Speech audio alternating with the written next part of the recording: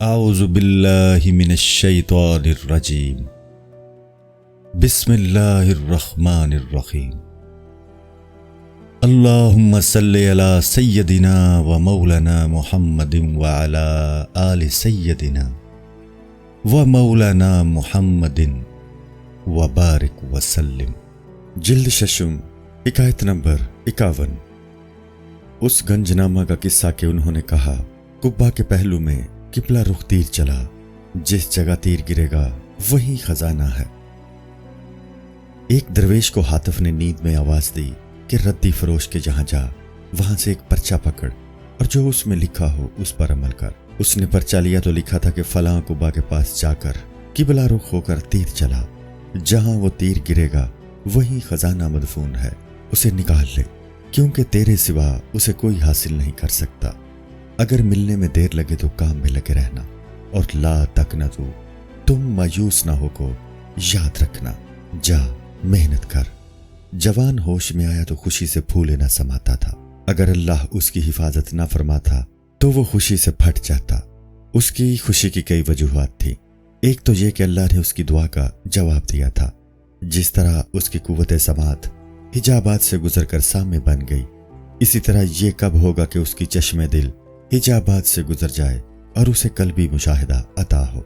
جب سالک کی قوت سامعہ اور باصرہ حجابات کو طے کر جاتی ہے تو پھر اس کو مسلسل اللہ تعالیٰ کے دید اور کلام حاصل ہونے لگتا ہے، اس کے قلب پر واردات ہونے لگتی ہے اور معارف لدنی اسے حاصل ہونے لگتے ہیں۔ وجود حقیقی فنا کی تلوار اس پر چلاتا ہے اور یہ فانی ہو کر باقی باللہ ہو جاتا ہے اور حضرت حق کی صفت علمیہ سے مستفید ہونے لگتا ہے۔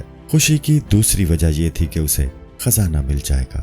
حاتف کی آواز سنتے ہی وہ پڑوسی ردی فروش کی دکان پر گیا اور وہ پرچہ اسے مل گیا۔ دکاندار سے سلام دعا کر کے فوراً واپس آ گیا۔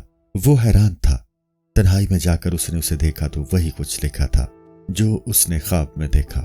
وہ کہنے لگا، اس قدر قیمتی پرچہ ردی کے کاغذوں میں کیسے پڑا رہا؟ پھر اسے خیال آیا کہ جب اللہ کسی چیز کا محافظ ہو تو اسے کوئی غیر مستحق کیسے لے جا سکتا ہے؟ اگر کوئی بیابان سونے سے بھرا ہو جو سب کو نظر آئے، تب بھی اللہ کی مرضی کے بغیر کوئی اس میں سے دمڑی بھی نہیں حاصل کر سکتا۔ اسباب میں تاثیر بھی اللہ ہی پیدا کرتا ہے، ورنہ سب کچھ بیکار ہے۔ اللہ اگر چاہے تو بغیر اسباب کے بھی مسبب کو پیدا فرما دیتا ہے۔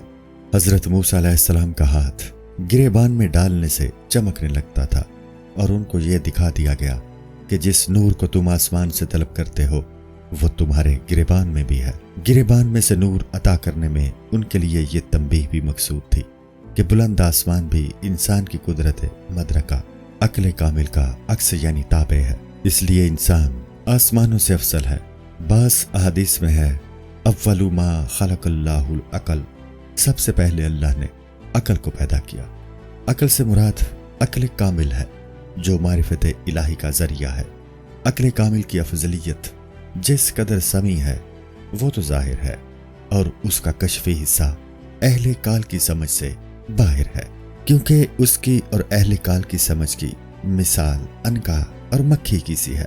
وہ پرچہ جو اسے ردی فروش کی دکان سے ملا تھا، اس میں لکھا تھا کہ شہر سے باہر ایک خزانہ مدفون ہے۔ مزار کے قبا کی طرف پشت کر کے قبلہ کی جانب تیر چلا، جہاں تیر گرے وہاں کھود۔ وہ ایک سخت کمان لایا، زور سے تیر چلایا، زمین کو کھودتا گیا لیکن خزانے کا نشان نہ پایا۔ وہ ہر روز تیر پھینکتا اور جگہ کو کھودتا۔ یہ بات عوام میں مشہور ہو گئی، ہوتے ہوتے بادشاہ تک پہنچ گئی۔ اس جوان کو جب پتا چلا کہ میرے خزانے کا پتہ بادشاہ کو بھی ہو گیا ہے تو ڈر کے مارے اس نے وہ پرچہ بادشاہ کے سامنے رکھ دیا۔ بادشاہ سے یہ بھی کہہ دیا کہ جب سے یہ پرچہ ملا ہے میں روزانہ تیر پھینک کر کھدائی کر رہا ہوں، لیکن تکلیف کے سوا کچھ حاصل نہیں ہوا۔ آپ کوشش کر کے دیکھیں، ہو سکتا ہے آپ کو مل جائے۔ 6 ماہ تک بادشاہ تیر چلاتا رہا اور کنویں کھودتا رہا، مگر سوائے پریشانی اور غم کے کچھ نہ ملا۔ جب بادشاہ کو خزانہ ملنے میں تاخیر ہوئی تو وہ رنجیدہ ہو گیا۔ پرچہ جوان کو واپس کر دیا کہ اگر تجھے اور کوئی کام نہیں ہے تو تیر چلاتا رہ اور زمین کھولتا رہ۔ بادشاہ کی جستجو عقلی تھی، وہ مایوس ہو گیا۔ اس فقیر کی جستجو عشق کی بنیاد پر تھی، اس لیے وہ مایوس نہ ہوا۔ इश्क बेपरवाह होता है और कभी मायूस नहीं होता। उसे हमेशा अपने मकसद हासिल करने की उम्मीद रहती है। वो अपनी हर चीज लुटा देता है और नंगो नाबूस की भी परवाह नहीं करता और चक्की के निचले पार्ट की तरह मसाइब झेलता है और मकसद से रूगर्दानी नहीं करता। उसका काम गर्ज से खाली होता है। अक्ल हमेशा फायदे की तरफ दौड़ती है। अल्लाह के काम भी गर्ज के बगैर होते हैं। उसने इंसान को वजूद बगैर किसी गर्ज के अता फरमाया है। आशिक भी अपना वजूद अल्लाह की जनाब में बगैर गर्ज के पेश कर देता है। असल जमा मर्दी यही है कि बगैर किसी गर्ज के खुद को पेश कर दिया जाए। इस तरह की जवान मर्दी जाहिर परस्तों में नहीं होती। ऐसे लोग जाहिर परस्त इबादत या तो सवाब हासिल करने के लिए करते हैं या दोज़ख से खलासी हासिल करने के लिए। बेगर्ज लोग सिर्फ ज़ाते खुदाबंदी पर कुर्बान हैं। जब बादशाह ने पर्चा उसे वापस कर दिया तो वो हर तरह से मुतमईन होकर अपनी धुन में लग गया। जिस तरह कुत्ता अपने जख्म का इलाज खुद करता है, इसी तरह आशिक अपने इश्क में किसी दूसरे का सहारा नहीं ढूंढता। उसका ना कोई साथी होता है और ना कोई महरम राज। वो कोई अक्ल की बात नहीं सोचता, इसलिए अक्ल को उसके कामों की कोई खबर नहीं होती। तिब हर तरह के जुनून का इलाज कर सकती है, लेकिन इश्क के जुनून का उसके पास कोई इलाज नहीं है। ये तो वो बीमारी है कि अगर तबीब को भी लग जाए तो वो खून के आंसुओं से अपने तिब की किताबों को धो डाले।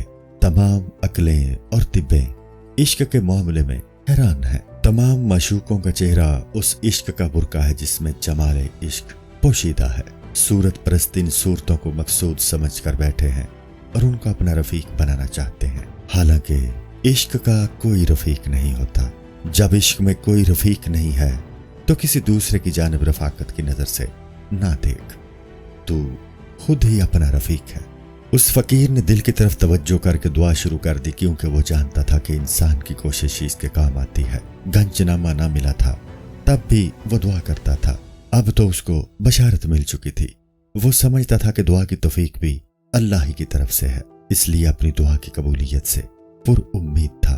जब उसकी उम्मीद अल्लाह ताला की जानिब उसको दावत देती थी तो उसकी सब थकन दूर हो जाती थी। ऐसी रूह जैसी उस फकीर की थी पालतू कबूतर है, उसे बुलाने की जरूरत नहीं पड़ती। ऐ ज़ियाउल हक रहमतुल्लाह ताला अलैह, जिन शख्सों की रूह उस फकीर की रूह की तरह है, अगर तुम उनको अपनी जनाब से हटाओगे तब भी वो तुम्हारी मोहब्बत तर्क नहीं करेंगे। बिला वजह भी बगाओगे तो कबीदा खातिर नहीं होंगे, इसलिए कि उन रूहों को आपकी मोहब्बत से गिज़ा मिलती है, लिहाजा वो उसी के शदाई हैं। अगर किसी वक्त रूह तकाज़ाए इश्क व मोहब्बत की अदायगी में कोताही करती है तो इश्क फिर आग को भड़का देता है।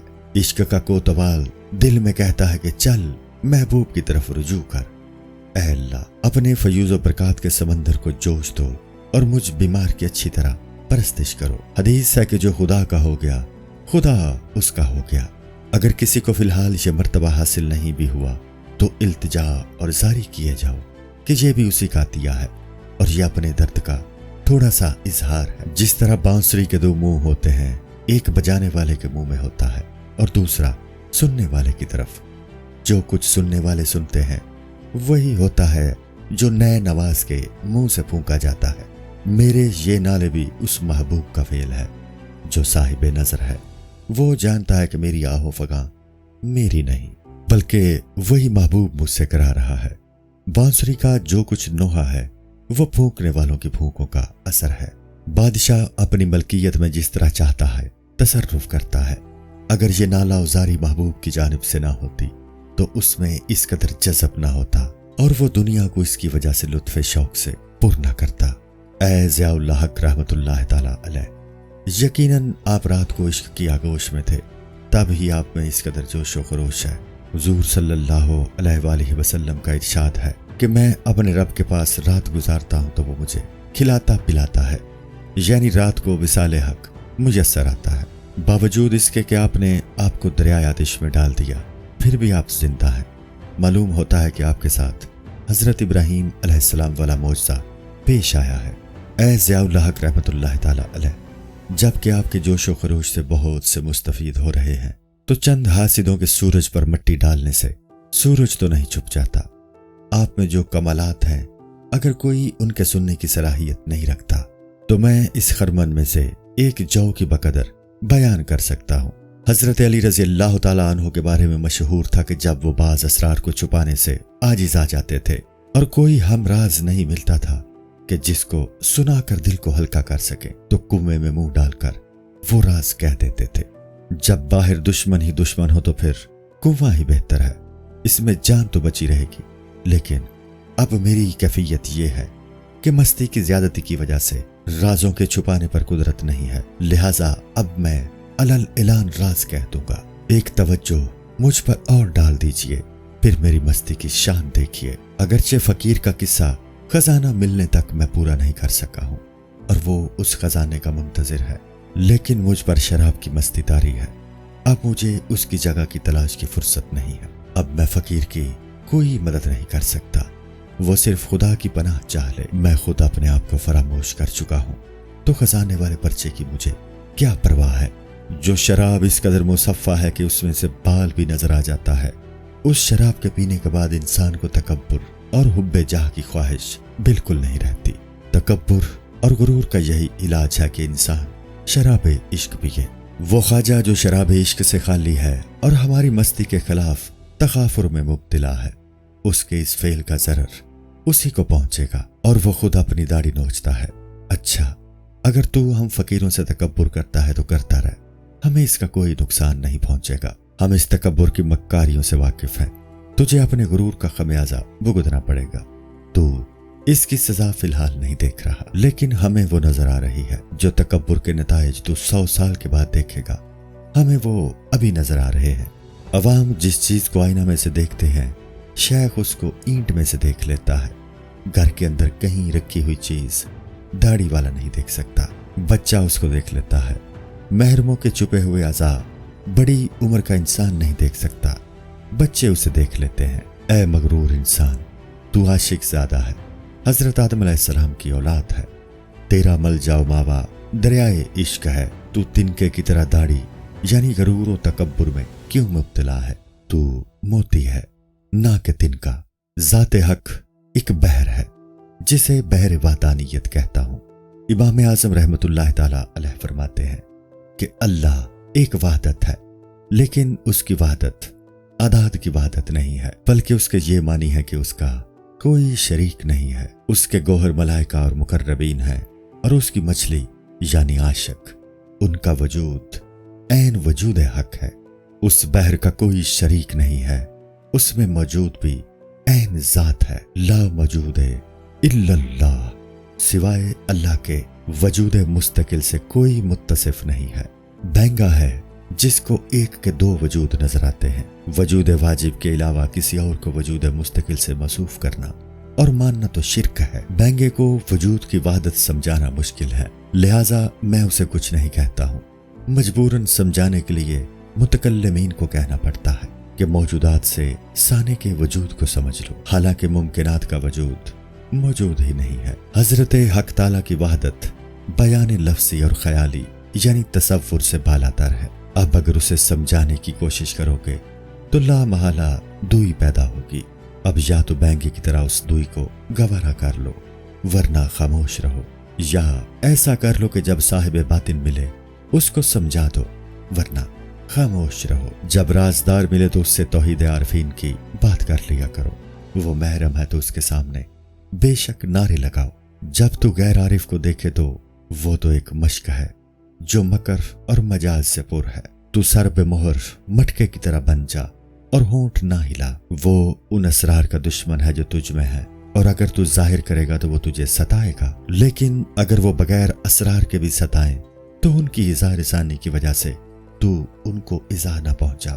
सब्र कर, इसमें तेरा ही फायदा है, तेरे दिल में सफाई पैदा होगी। नमरूद की आग ने हजरत इब्राहीम अलैहिस्सलाम के कल्ब को मजीद मुसफ़्फ़ा कर दिया। हजरत नूह अलैहिस्सलाम की कौम ने उनको सताया तो उन अलैहिस्सलाम के मुकामात बुलंद हो गए और मरातबे रूहानी अता हुए।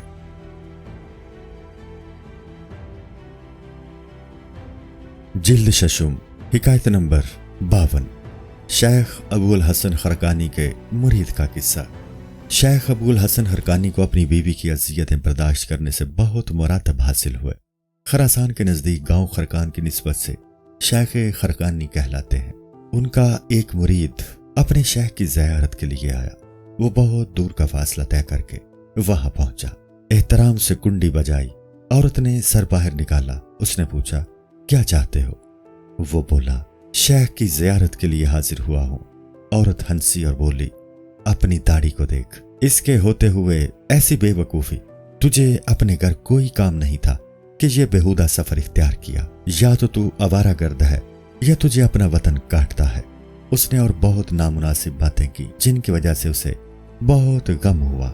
بولا، بہرحال مجھے اتنا تو بتا دے کہ شیخ کہاں ہے۔ وہ شیخ کے بارے میں برے القاب سے ذکر کر کے بولی، اگر تو اسے نہ دیکھے تو تیری خیر ہے، اس سے تو گمراہ نہ ہوگا۔ جو شخص بھی اس کا مرید ہے رات کو مردہ کی طرح سویا رہتا ہے اور دن کو بھی اس کے کوئی اشغال نہیں ہے۔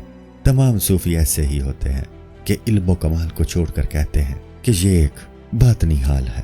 ان صوفیوں سے رسول اللہ صلی اللہ علیہ وآلہ وسلم اور صحابہ رضوان اللہ تعالی اجمعین کی سنت کو ہٹا دیا اور نماز روزہ ختم کر دیے ہیں۔ شریعت اور تقوی کو پس پشت ڈال دیا ہے۔ اس وقت حضرت عمر رضی اللہ تعالیٰ عنہ جیسے شخص کی ضرورت ہے کہ ان کو راہ راست پر ڈالیں۔ السلام علیکم۔ پوری کتاب دیکھنے کے لیے ہمارے یوٹیوب چینل صوفی سما کی پلے لسٹ میں جائیں۔ یہاں آپ کو مختلف بزرگوں کی کتابیں ملیں گی، اور جو کتاب پوری نہ ہوئی اس پر کام تیزی سے ہو رہا ہے اور ریگولر بیسس پر اپلوڈ ہوتی رہتی ہیں۔ آپ سے گزارش ہے کہ آپ ہمارے یوٹیوب چینل کو سبسکرائب کر لیں اور بیل نوٹیفیکیشن پر کلک کر لیں تاکہ ہماری آنے والی کتابیں آپ کو ملتی رہیں۔ جزاک اللہ خیر۔